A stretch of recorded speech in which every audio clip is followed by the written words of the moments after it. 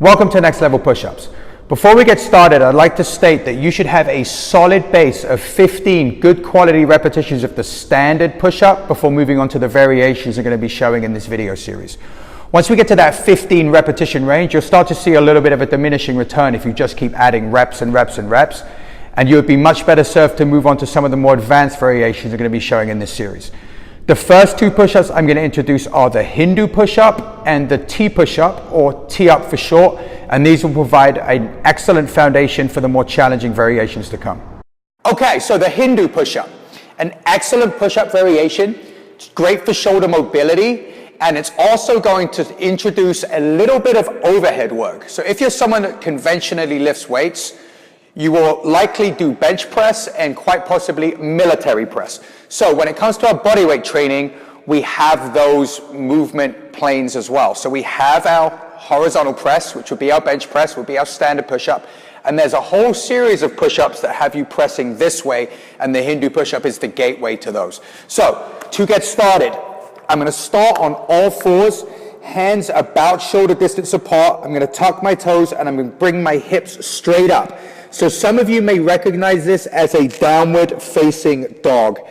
So if I'm really tight in the hamstrings and my calves and my heels are all the way up here, I can open my feet a little bit wider, and it's going to give me a little bit more space and help me sit back a little bit more, okay? And therein lies our first cue. We want to push ourselves backwards. So I want to try and bring my chest this direction. So I'm really trying to get into that almost completely overhead position, right? So I sit my hips back. From here, I'm going to place the weight into my hands. I'm going to start rolling forward onto the ball of my foot. Keep my elbows tightly packed, so I don't want to let my elbows flare out to the side.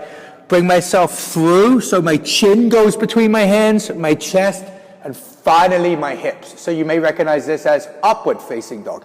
So my hips are lower than my shoulders, my elbows are locked straight, and I'm tilting my chin ever so slightly upwards. From here, I'm just going to bring my hips back to reset and go again.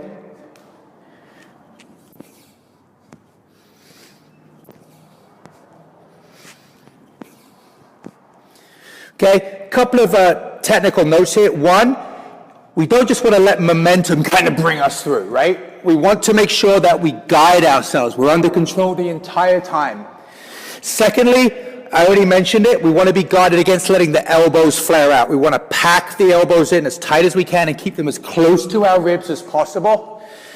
Third thing that I notice a lot when people do this push-up, not straightening the arms here. So we want to take those arms to a nice lockout. And finally, eye line. Don't look down, tilt the chin ever so slightly up. And then when we reset from this position, you should be looking right between your knees, okay? That's the Hindu push-up. Great goal to have for yourself. 3 sets, 15 repetitions. So, another excellent push-up variation, also with a nice mobility component.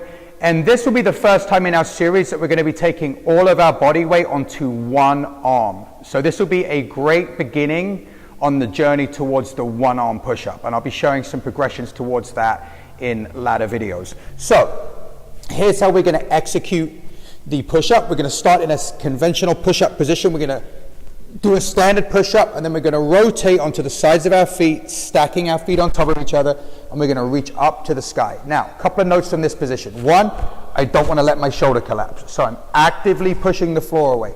Two, same thing with the hip. Want to be driving the hip up, want to get a little core work in here as well. Hold the position, make sure you got ownership of it. Back to center, push up, other side. Okay? Couple of notes if that's challenging for you. First regression would be to set our feet a little bit wider. So I end up with the feet lined up like this. It takes a little bit of the balance challenge out of it. Although I would certainly recommend working up to the full version as quickly as you can. Okay, that's the T-up. Great goal to have would be 3 sets of 12 repetitions. That would be 6 per side with a 1-minute break in between each set.